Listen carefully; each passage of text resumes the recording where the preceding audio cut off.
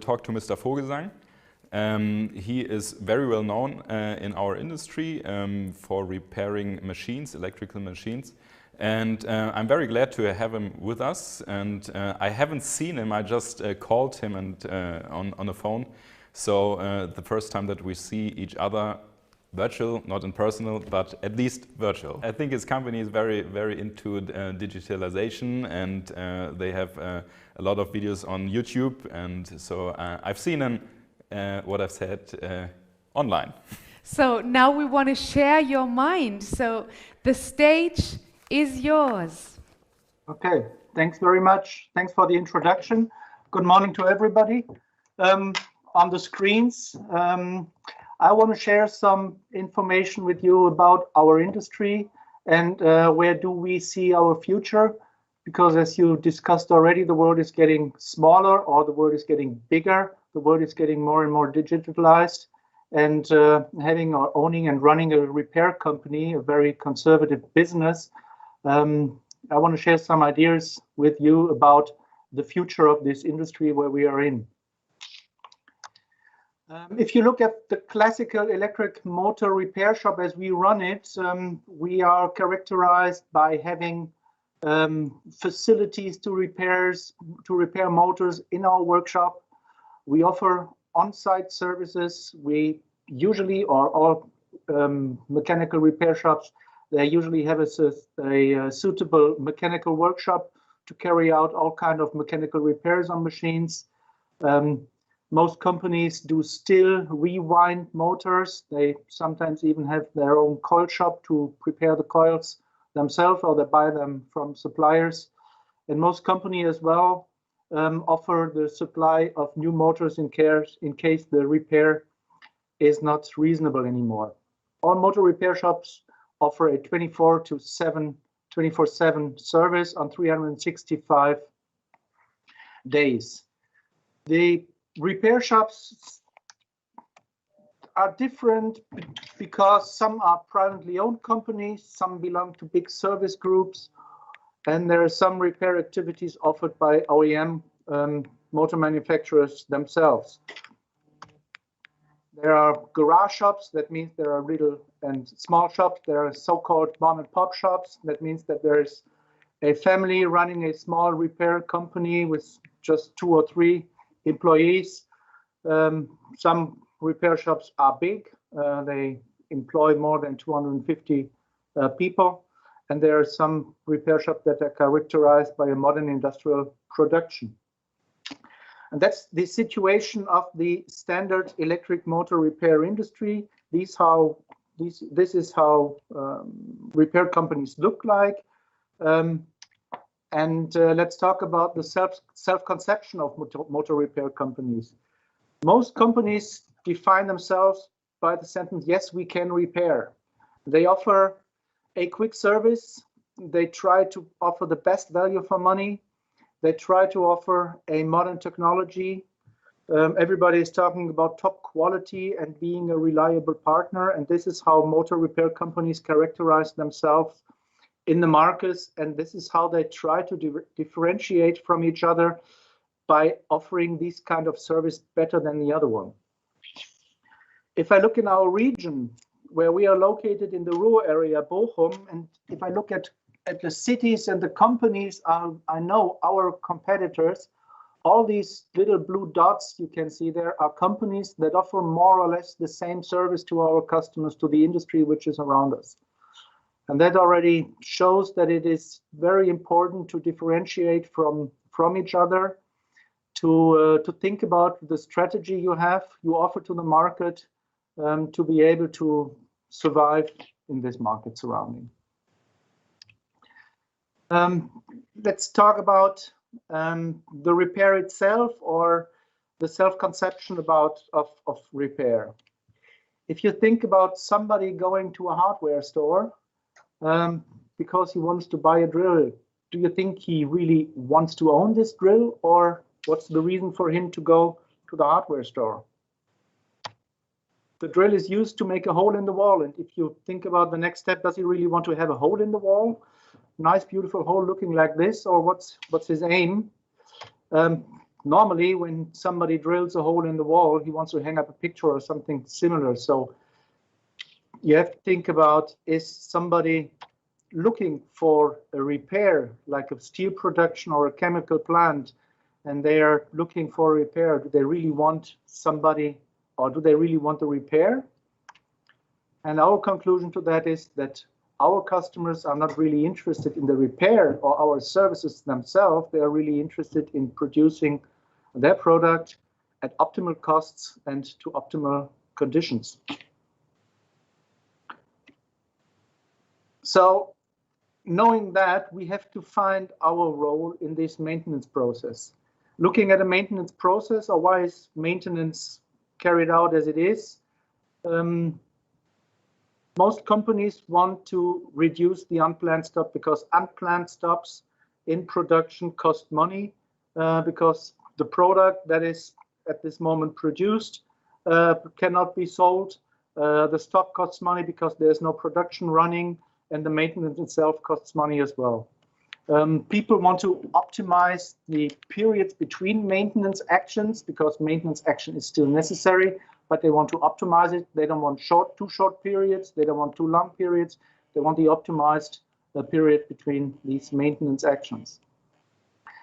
Carrying out maintenance properly means that you want to learn from mistakes you did in the past to be able to optimize the periods between maintenance actions.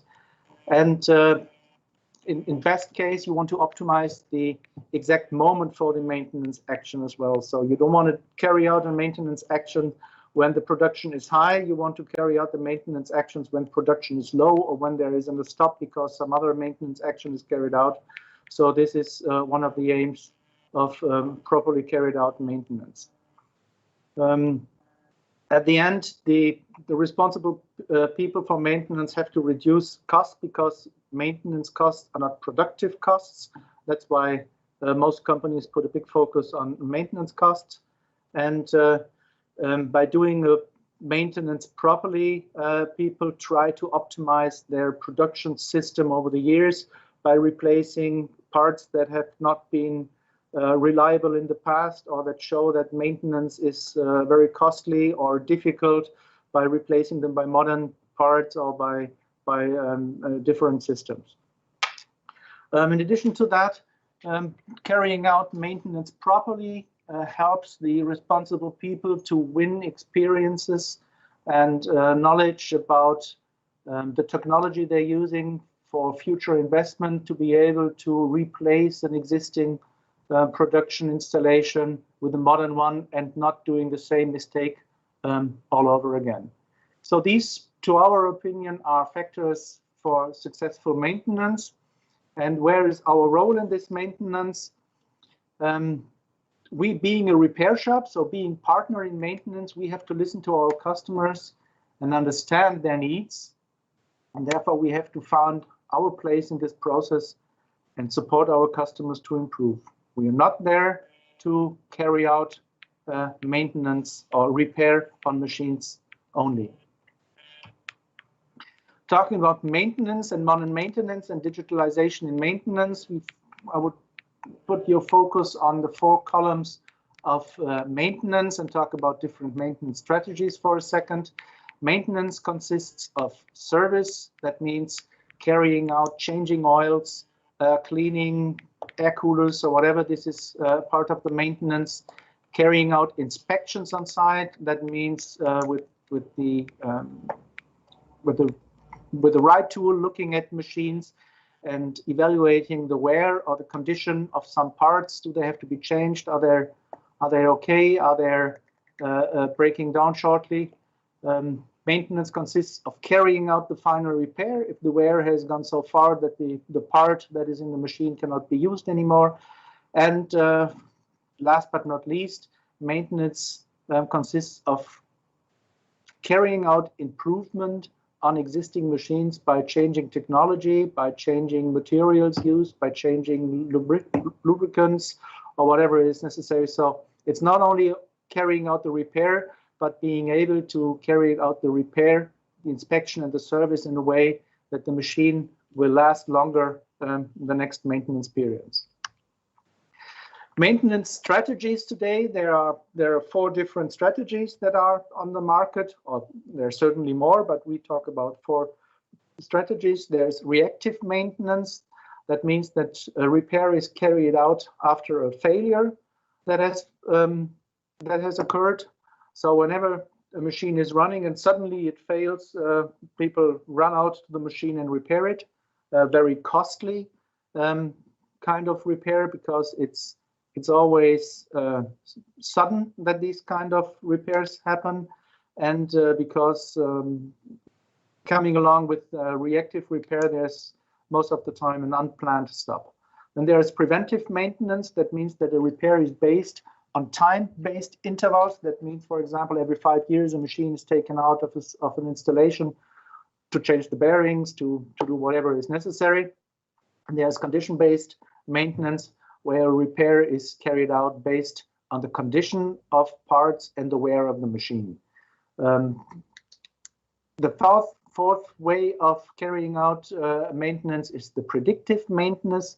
That means that repairs and inspections or repairs are planned based on expected and forecasted conditions of the machines.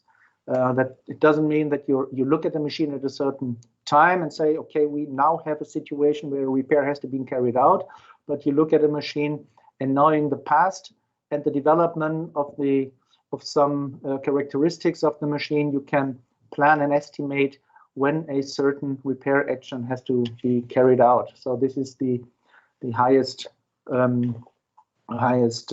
class of maintenance strategy.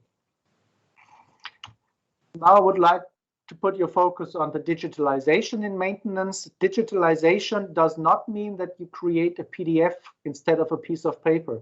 This is what some people think. If I put everything into a tablet, I have a digitalized maintenance process. This is not what it is. Digitalization means that you change a process, that you create information based on collected data, and in the best case, you initiate reactions automatically. That means, for example, if you look at this little machine over here, that you put sensors on this machine, that you measure conditions, you create data, you trend and evaluate this data, and based on this evaluation and this trended data, you're able to react and plan your maintenance actions automatically without having people involved. If you look at this classical maintenance process in the non-digitalized world, for example, changing a bearing, there is somebody planning the inspection of the machine. He then sends out a technician to carry out the measurement on site. This guy carries out the measurement and transfers these values in, for example, an Excel sheet. And then there is another person, an expert, who looks at these values and trends and evaluates the need for repair and actions.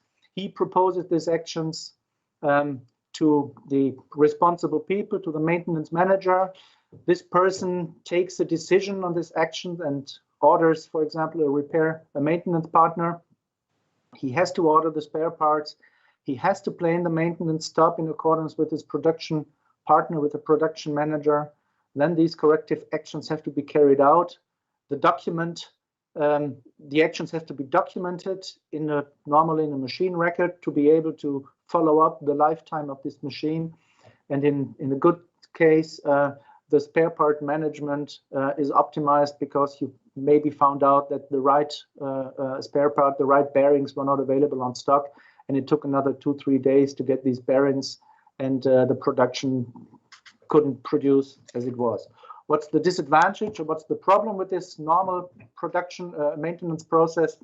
It takes a lot of time between the first inspection and the action carried out, because there are so many discussions between people needed to get this process initiated. There's normally no optimization of the machine involved, because the next case is coming up, so nobody really takes the time to optimize and to work on optimization of the maintenance process. The mean time between failure or the use of the equipment where this bearing change has been carried out is not optimized, because it was just changed when somebody decided, not based on the rest of the lifetime of the machine.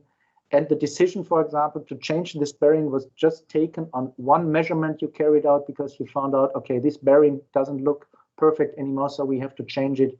And normally we change it now in according to production needs. There's very little automation in this process. There are a lot of people involved. There is no good following up of the actions because everything is just written down or put into Excel files or into other databases. So this is a disadvantage of this very analog and classical way of repairing or changing a bearing on a machine. If you look at this same process when it's carried out in a digitalized world, usually you can see this on the little picture below there are sensors mounted on the motors. The bearing condition is measured continuously. There's trending and analysis of the bearing conditions done by a computer system behind. So it's continuously measured. The evaluation of the data and the planning of the action could be done by a computer system as well. The spare parts can be ordered automatically or just in time. The evaluation of the values will probably be done by some specialists anyway. The technician to be sent out has to do the corrective actions on site. So there are people involved to carry out really the work, but the system is able to evaluate, for example, and optimize the mean time between failure and the corrective maintenance actions because there's a computer system behind, and we're able, based on this data we've collected, to optimize our process. So looking at this process, there are much less people involved. There's a lot more data collected, and therefore we are able, with a suitable tool, to optimize our maintenance process by carrying out this based on in a digitalized world. So looking at this digitalized world and Industry 4.0, do we really need electromechanical repair companies in the future? Do we need these specialists? Do we need all these well-equipped companies? Digitalization and measuring the wear of machines does not mean that we will avoid the wear or the damage of the machine. Therefore, we certainly will need in the future repair and maintenance companies to carry out this kind of work. Probably, if we look in this modern world, we need companies that are able to offer corrective actions based on condition monitoring results, and we need some companies that offer condition monitoring to be able to digitalize the machines in a suitable way. That will mean for us, as being a repair company, that we will need a higher degree in the organization, and we need differently qualified personnel to be able to react on customers' need and to be able to offer condition monitoring services to our customers. Condition monitoring is a task that is very often outsourced to external companies like electromechanical repair companies. So we will certainly need electromechanical repair companies in the future to support production maintenance departments. A good thing about digitalization and Industry 4.0, the availability of expert is scalable. If you look at this picture on the right, in today's world, it's pretty normal that people put on Google glasses to get information, to talk with people that are remotely working together, that support people on site. So the specialist that usually travels half of his time by car to a certain location can be used in the double time because he's available via remote control to support less qualified people on site. So looking at the need or the lack of qualified personnel that is coming up in the future, everybody talks about the lack of personnel. This is one big opportunity for maintenance companies to use their specialists remotely. So is electromechanical repair a suitable business model for the future? If you look at this little picture, this very old school motor repair companies, they are offering expertise in reliable service action. They can repair motors, they're reliable, they're quick, they're coming if they're needed, but they're really focused on repair and only on that. Modern electromechanical repair companies has to offer different things. They have to offer, sure, expertise in repair and machine technology. They have to offer expertise in corrective actions. They have to offer expertise in condition monitoring. They have to offer expertise in IT and cloud technologies, in data analysis. And what have changed maybe to the past, they have to offer a sustainable business model for long-term business relation, because if you think about a company relying in condition monitoring or in relying in remote services to an external service provider, this is something you don't change from today to tomorrow. If you have a motor repair company and you're not happy with it anymore, you can change your supplier within a day because there are so many other offering the same service on the market. So the modern electromechanical repair company will have to offer a complete different relationship to its customers than it did before. Finalizing my ideas, I would put your focus on the situation. If we don't change, or if our industry doesn't change, we will disappear. If you look at this little bookstore, nobody would have believed in 1998 that the standard bookstore someday might disappear. If you look at this drone that is driven by Amazon, less and less people, especially now in the corona pandemic times, are going to the bookstore because at the moment they cannot. But it's so convenient and so pleasant to sit on the couch at home and order the book you want to read, and the next day it's delivered, not today, maybe not by the drone, but in the future, but by the Amazon delivery service. If you look at this video store, some of you might remember this event at night when you went to the video store.